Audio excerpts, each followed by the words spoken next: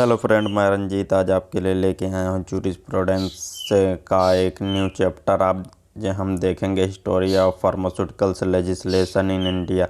तो फ्रेंड चलिए ज़्यादा देर न करते हुए चलते हैं अपने टॉपिक्स पे और देख लेते हैं जूरिस्प्रूडेंस के हिस्टोरी के बारे में। तो फ्रेंड चलिए लेट्स स्टार्ट एंड गो। तो फ्रेंड जैसे कि आप यहाँ देख पा रहे होंगे कि जूरिस्प्रूडेंस कि पूछा गया जूरिस्प्रूडेंस क्या होता है। तो जूरिस्प्रूडेंस का जो मीनिंग है, study of fundamental legal principal and science and philosophy of law. तो कहने का मतलब है कि फ्रेंड कि इसका मतलब होता है स्टडी ऑफ फंडामेंटल मौलिक अधिकारों के बारे में और साइंस फिलोसफी ऑफ लॉ और इसमें फिलोसफी ऑफ लॉ के बारे में अध्ययन करते हैं, जो कि हमारा जूरिस्प्रूडेंस में होता है। शेड्यूल से साइंस से इसमें कौन सी साइंस लगती है, कौन सा लॉ लगता है, ये सब के बारे में देखते हैं फ्रेंड। तो फ्रेंड जैसे कि यहाँ पे लिखा हुआ फार्मास्यूटिकल से जूरिस्प्रूडेंस, फार्मास्यूटिकल्स jurisprudence। तो pharmaceuticals jurisprudence means it is of science law and fundamental. जैसे कि अभी पीछे हमने फंडामेंटल के बारे में देखा था, तो मौलिक ही तो law related to pharmacy profession.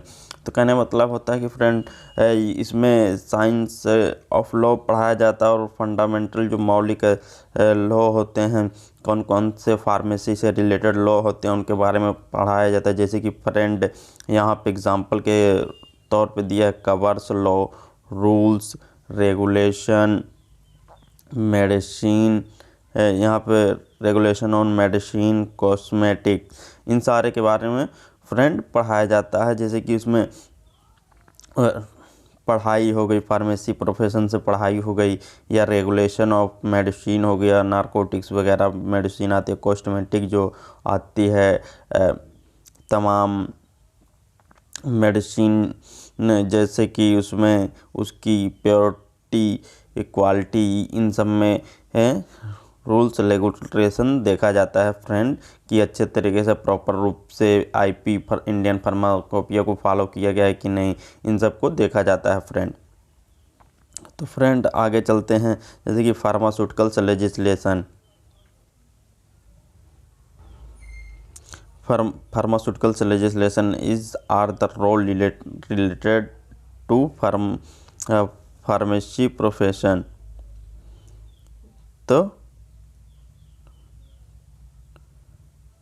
यहाँ पे these are role related to law related to pharmacy profession, drug, medicine, cosmetic, practice, ये सब हैं जो कि health of human being and animals, जो ह्यूमन बीइंग और एनिमल्स को इफेक्टेड करते हैं। They are role related to pharmacy profession. जो फार्मास्यूटिकल्स लेजिस्लेशन होता है, इसमें फार्मेसी प्रोफेशन से रिलेटेड जैसे ड्रग, मेडिसिन, कॉस्मेटिक प्रोडक्ट वगैरह जो होते हैं, सब्सटेंस ऑफ इफेक्टिंग, जो सब्सटेंस इफेक्टिंग करते हैं हेल्थ ऑफ ह्यूमन बीइंग की, मानव सभ्यता को, और उसके साथ साथ एनिमल्स जो जानवर होते हैं उनको इफेक्टेड करते हैं, इनके बारे में देखा जाता है। तो फ्रेंड चलिए देख लेते हैं अपने आगे का चैप्टर। यहाँ है फार्मास्यूटिकल्स लेजिस्लेशन इन इंडिया। तो pharmaceuticals legislation in India, India में जो फार्मास्यूटिकल्स लेजिस्लेशन था इसके बारे में देख लेते हैं। तो यहाँ पे जैसे कि ओपीएम एक्ट 1878 में पास्ड हुआ। ओपीएम एक्ट है फ्रेंड, जो है ओपीएम एक्ट हमारा था 1878 में पास हुआ। वहीं पॉइजन एक्ट था जो 1919 में पास हुआ। डेंजरस ड्रग एक्ट था, जो कि डेंजरस ड्रग एक्ट कई होते हैं जिसको खाने से पॉइजनस वगैरह और काफ़ी घातक बीमारियां हो जाती हैं। वही डेंजरस ड्रग एक्ट था, वो 1930 में आया। और साथ ही में फ्रेंड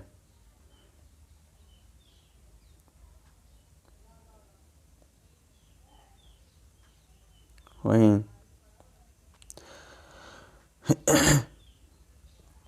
जो है ड्रग इंक्वायरी कमेटी इन 1928 जो है ड्रग इंक्वायरी कमेटी बैठाई गई थी, जो ड्रग के बारे में इंक्वायरी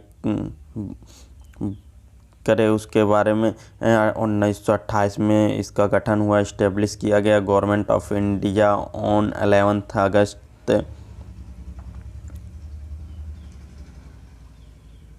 11 अगस्त फ्रेंड यहाँ पे 11 August 1930 appoint chairmanship of left colonel RN Chopra के नेतृत्व में to committee published its report in 1931।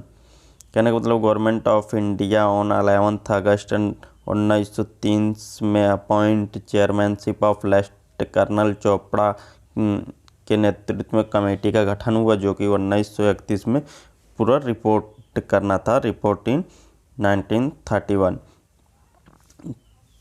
तो फ्रेंड चलिए आगे देख लेते हैं, जो कि हमारा ड्रग इंक्वायरी कमेटी हुआ। वहीं हिस्टोरी ऑफ फार्मास्यूटिकल्स लेजिस्लेशन, इसके हिस्टोरी के बारे में देख लेते हैं। प्रोफेशन यहाँ पे प्रोफेसर ML स्क्रॉफ हिस्टोरी के बारे में देखेंगे फ्रेंड। लेजिस्लेशन ऑफ हिस्टोरी के बारे में प्रोफेसर ML स्क्रॉफ, महादेव लाल स्क्रॉफ, इनका फुल फॉर्म जो है ML स्क्रॉफ का full form Mahadev Lal Schroff. Pharmaceuticals education BHU Banaras Hindu, ये पहले व्यक्ति थे जो कि BHU बनारस हिंदू यूनिवर्सिटी से फार्मेसी किए हुए थे फ्रेंड। वहीं फ्रेंड 1935 इंडियन फार्मास्यूटिकल्स एसोसिएशन, जो इंडियन फार्मास्यूटिकल्स एसोसिएशन का गठन किया गया फ्रेंड, तो वो 1935 में पास्ड हुआ था। तो चलिए आगे देख लेते हैं। वहीं Indian journal of pharmacy was started, तो फ्रेंड यहाँ पे जैसे कि है Indian journal pharmacy was started in ML स्क्रॉफ इन 1930। जो फर्स्ट टाइम में इंडिया में जर्नल फार्मेसी स्टार्ट किया गया था वो 1939 में महादेव लाल स्क्रॉफ, जो ML स्क्रॉफ ने जो BHU से किया था फर्स्ट टाइम, उन्हीं के द्वारा ये स्टार्टेड किया गया था फ्रेंड। वहीं 1937 में जो कि इंपोर्ट ऑफ ड्रग बिल, 1937 में इंपोर्ट ऑफ ड्रग, एक्सपोर्ट जो होता है अदर कंट्री से मंगाना पड़ता है, इंपोर्ट करना पड़ता था अलग दवाएं जो कि यहाँ पे नहीं बन पाई थी, ज़्यादातर दवाएं तो बाहर ही से ही मंगाना पड़ता था, इसी नाते वो 1937 में पास्ड हुआ।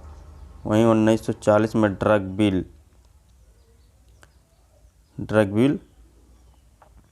जो कि drug bill manufacturing, selling and distributing वाला जो काम था, ये ब्रिटिश इंडिया के अंडर में रह करके हमारे देश इंडिया में हो रहा था फ्रेंड। तो ये 1940 में ड्रग बिल पास्ड हुआ। चलिए आगे देख लेते हैं। 1941 में जो है कि फ्रेंड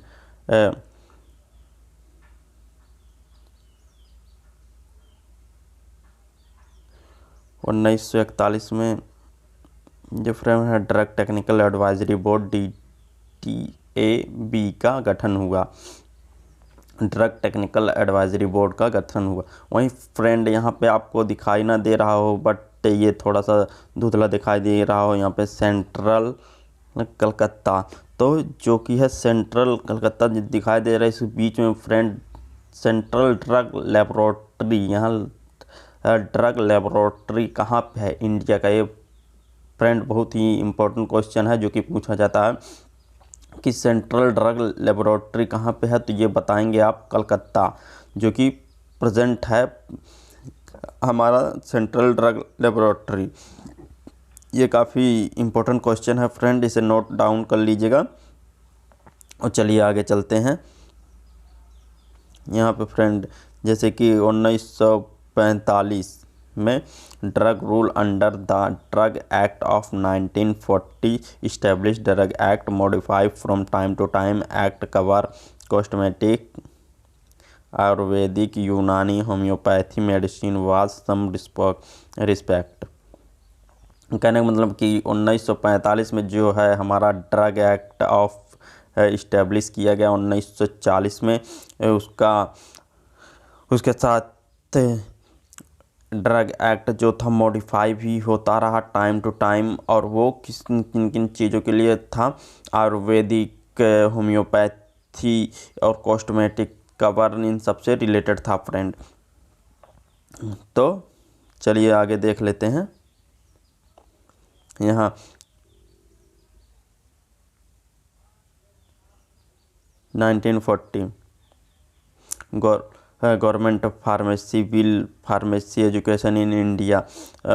फ्रेंड 1945 में इंडियन गवर्नमेंट ने फार्मेसी बिल के साथ साथ फार्मेसी एजुकेशन इन इंडिया, किस प्रकार से एजुकेशन को चलाया जाए, फार्मेसी को चलाया जाए, फार्मेसी कॉलेजों को चलाया जाए, इसके बारे में गवर्नमेंट ने 1945 में अपना जो था बिल पास किया था। तो फ्रेंड चलिए आगे देख लेते हैं। फ्रेंड ये सब जितने हैं सब बहुत ही इम्पोर्टेंट क्वेश्चन हैं, इसको आप नोट डाउन कीजिएगा। वहीं फ्रेंड 1946 में बात कर लिया जाए।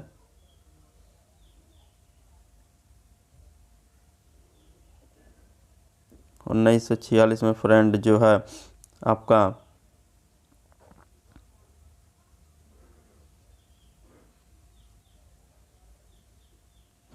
1946 में Indian pharmacopoeia published under the late colonel R N Chopra. कहने का मतलब कि फर्स्ट जो है फार्माकोपिया हमारी पब्लिश्ड हुई 1946 में, वो भी किसके अंडर में, जो आर एन चोपड़ा थे उनके नेतृत्व में पास हुई। वहीं फ्रेंड जो है 1948 में फार्मेसी एक्ट 1948 पब्लिश्ड हुई। 1948 में फार्मेसी एक्ट पास्ड हुआ, जो कि ये काफ़ी ज़्यादा लेंथी चैप्टर है, इसके बारे में हम आगे देखेंगे friend.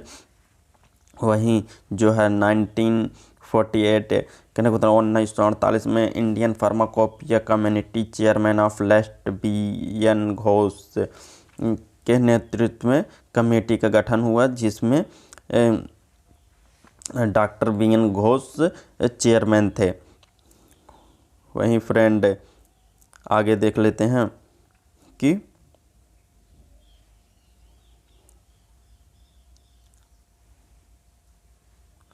Pharmacy council of India PCI established in 1948। जो फार्मेसी एक्ट आया था उसके बाद फ्रेंड 1949 में हमारा फार्मेसी काउंसिल ऑफ इंडिया का भी गठन हो गया। वहीं साथ ही साथ जो है 1954 में 1954 में education regulation for in same state but other state longest behind. कहने का मतलब कुछ स्टेटों में जो कि दबे होने के नाते, लॉगेस्ट बिहाइंड दबे होने के नाते वो फार्मेसी में उतना नहीं रिस्पॉन्स इतने वक्त जो फ्रेंड 1940 हमारा देश आज़ाद हो गया था, उसके साथ ही साथ यहाँ पे फार्मेसी प्रोफेशन से रिलेटेड पढ़ाई होने लगी थी। हर स्टेट में अपने अपने गवर्नमेंट जो थे वहाँ पे स्टेट की पढ़ाई होने लगी थी, बट कुछ स्टेट ऐसे भी थे जहाँ पे पढ़ाई की अभी भी सुविधा उपलब्ध नहीं थी, वो दबे हुए थे। तो 1954 में फ्रेंड जो हुआ ड्रग एंड मैजिक रेमेडीज़, जो जादू तिलिस्म मंत्र से ठीक करते थे, आप देखेंगे हाईवे के किनारे भी बैठे रहते हैं कुछ लोग, तो वो बिल पास हुआ जो कि 1954 में पास हुआ था। तो चलिए फ्रेंड आगे चलते हैं, देख लेते हैं। यहाँ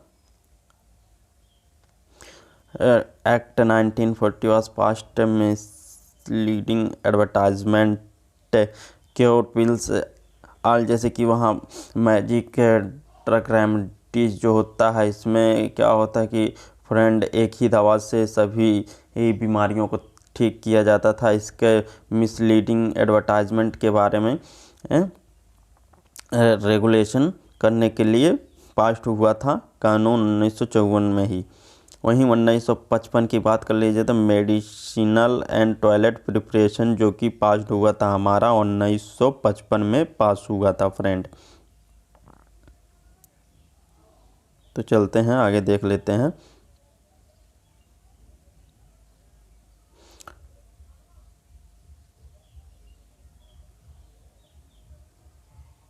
फ्रेंड यहाँ 1955 में जो कि first edition of Indian pharmacopoeia was published. तो कहने का मतलब जो फर्स्ट एडिशन थी, एडिशन फर्स्ट है। अब अभी तो फ्रेंड प्रेजेंट टाइम में 7th या 8th एडिशन फार्माकोपिया का पब्लिश्ड है। 8 पब्लिश है जो कि लगभग प्रेजेंट टाइम में 18-20 उसके लगभग में फ्रेंड था। हम देखे थे ये ब्लू कलर का है। 7th एडिशन जो हम देखे थे वो ब्लू कलर का है। बट जो हमारा फर्स्ट एडिशन पास हुआ जिसको फॉलो करके हमारा मेडिसिन ड्रग बनते हैं वो 1955 में पास हुआ। वहीं friend 1985 narcotic and psychotropic substance dangerous and addictive. इसके बारे में नारकोटिक एंड साइकोट्रोपिक सब्सटेंस जो डेंजर होते हैं हमारे बॉडी के लिए, उसके लिए बिल पास हुआ 1985 में फ्रेंड। तो फ्रेंड आज बस यहीं तक था और हमारा सेकंड पार्ट जो है जूरिस्प्रूडेंस का वो आपके लिए आएगा। Government of India control the price and drug in India, इसके बारे में प्राइस कंट्रोल के बारे में आएगा फ्रेंड। तो फ्रेंड आज बस यहीं तक। अगर ये वीडियो आपको अच्छी लगी हो तो इसे लाइक और सब्सक्राइब जरूर कीजिएगा फ्रेंड। Thank you friend.